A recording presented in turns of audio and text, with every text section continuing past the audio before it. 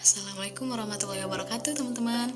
Kembali lagi dengan saya akan kembali mereview materi sosiologi antropologi kesehatan, yaitu tentang stratifikasi sosial. Apa sih stratifikasi sosial itu? Jadi secara umumnya stratifikasi sosial ini adalah penggolongan masyarakat ke dalam kelas-kelas yang disusun secara bertingkat gitu. Secara singkatnya, stratifikasi sosial ini adalah lapisan masyarakat. Jadi kata stratifikasi itu berasal dari kata stratum yang artinya adalah lapisan, sedangkan sosialnya artinya masyarakat. Jadi jika digambarkan dalam sebuah masyarakat itu ada kelas-kelasnya, seperti tingkat kelas A, kemudian kelas B, kelas C, itu tingkatannya seperti itu. Stratifikasi sosial ini adalah fenomena yang terjadi gitu karena ada sesuatu yang dihargai dalam masyarakat. Jadi dalam lingkupan masyarakat itu ada sesuatu yang dihargai gitu. Kemudian stratifikasi sosial ini mengacu pada kategorisasi masyarakat dari orang-orangnya ke dalam peringkat tingkatan sosial ekonomi berdasarkan faktor-faktor seperti kekayaan, pendapatan, ras, pendidikan, dan kekuasaan. Itu jadi seperti tadi ada kelas tingkatannya, itu tingkat kelas A, kelas B, kelas C, seperti itu. Dan itu menurut tingkatannya ada yang berasal dari ekonomi gitu, ekonominya berasal dari kekayaan, pendapatan, ras, pendidikan, dan kekuasaan, seperti itu. Jadi dalam sosiologi ini, stratifikasi sosial adalah perhatian yang paling mengikat dan sentral. Jadi inti dari stratifikasi sosial ini adalah cara orang diurutkan dan diatur dalam masyarakat. Jadi misalnya seperti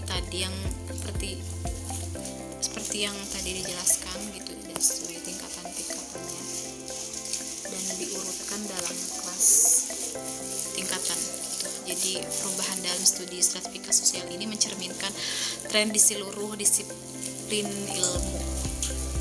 Stratifikasi sosial ini adalah konsep yang berkaitan dengan kelas sosial seperti tadi. Dan stratifikasi sosial ini adalah tingkatan yang bahkan sudah ada sejak zaman di mana masyarakat itu muncul. Jadi sejak adanya masyarakat itu stratifikasi sosial ini sudah dibentuk dan sudah ada, dan yaitu tadi tingkatannya.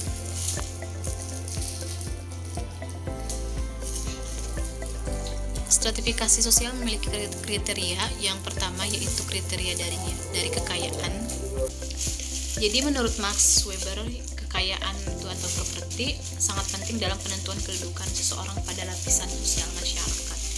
Jadi siapapun yang memiliki kekayaan paling banyak, yaitu ia akan menempati lapisan teratas. Jadi seperti tadi misalnya dalam suatu masyarakat ada masyarakat yang ada yang menempati lapisan teratas, yaitu dari kekayaannya, seperti itu.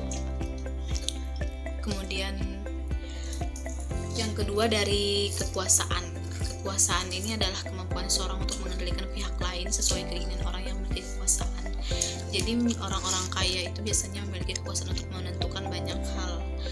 Kekuasaan juga bisa bersumber dari keturunan. Pada masyarakat feodal, keturunan bangsawan masih memegang kekuasaan walau masih bersifat simbolis. Misalnya ada dalam suatu masyarakat ada yang satu warga yang berkuasa seperti itu, dan mereka biasanya bisa menentukan banyak hal kepada masyarakat lainnya atau kepada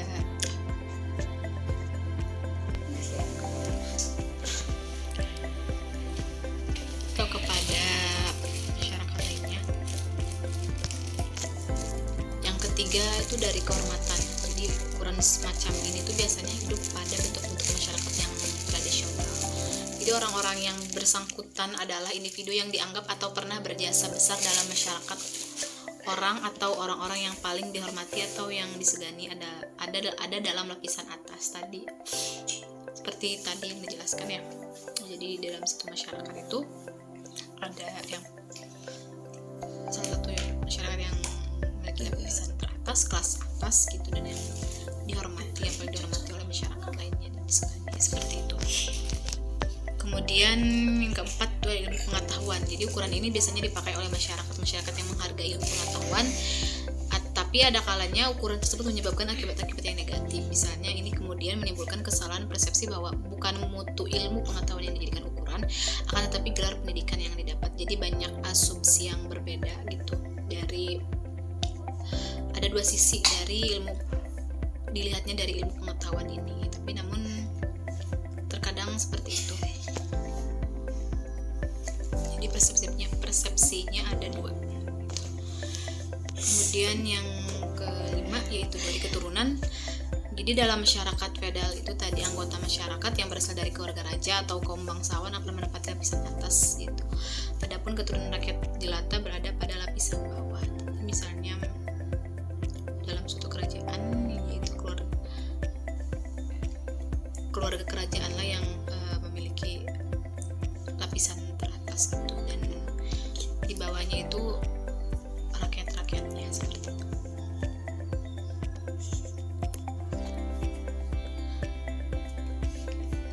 Terjadinya stratifikasi sosial dalam masyarakat itu dapat dibedakan dalam beberapa kriteria. Jadi kriterianya ada dua, yaitu dilihat yang pertama stratifikasi yang terbentuk dengan dirinya sendiri.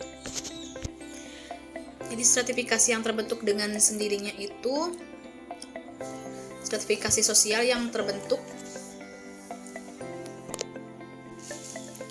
dengan sendirinya biasanya diakibatkan karena kepandaian gitu, tingkat umurnya, senioritas, sifat keaslian keanggotaan, dan kepemilikan harta yang diwariskan.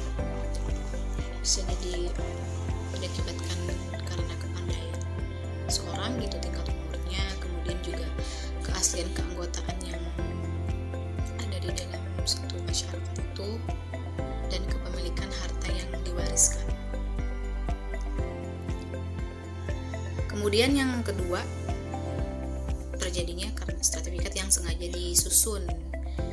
Stratifikat sosial yang sengaja disusun ini biasanya berkaitan dengan pembagian kekuasaan dan wewenang resmi dalam organisasi formal. Contoh, suatu organisasi formal itu harus ada seorang ketua gitu ya, sebagai pucuk pimpinan, sebagai pemimpinnya, pimpinan yang bertugas, kemudian sekretaris gitu. Kemudian juga ada bendahara dan guna mengurusi administrasi organisasi, dan beberapa ketua bidang untuk melaksanakan fungsi-fungsi spesifik dalam suatu organisasi seperti itu. Itu ya diibaratkan dari dalam suatu organisasi gitu, ada ketua, kemudian staf-staf lainnya gitu. Jadi ketua pimpinan itu adalah yang atasnya pimpinan itu.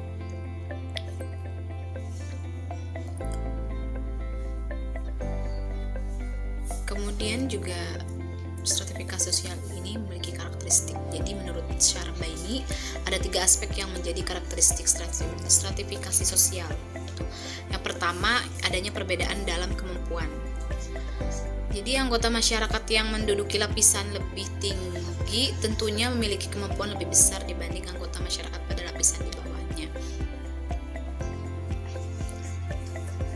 Jadi yang pertama tadi mereka yang memiliki lapisan lebih tinggi, kelas atas gitu, mereka mempunyai kemampuan gitu kemampuan lebih besar dibanding masyarakat lainnya.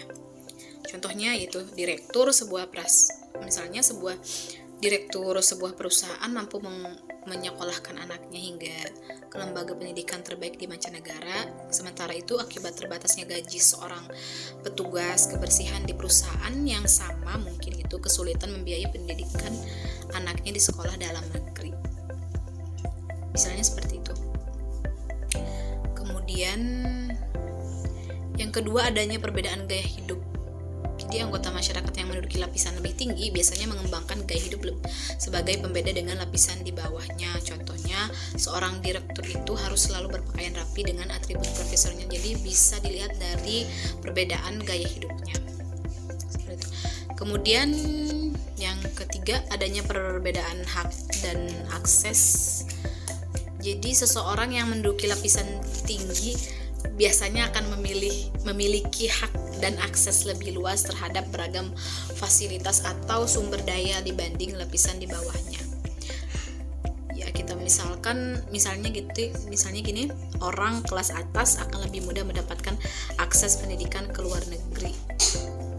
Jadi pendidikan ke luar negeri seperti yang umumnya itu yang lebih banyaknya gitu ya. Oke, itu pembahasan stratifikasi sosial. Itu saja yang dapat saya bahas dan saya sampaikan. Semoga bermanfaat bagi teman-teman. Kurang lebihnya mohon maaf. Sampai jumpa di video selanjutnya. Wassalamualaikum warahmatullahi wabarakatuh.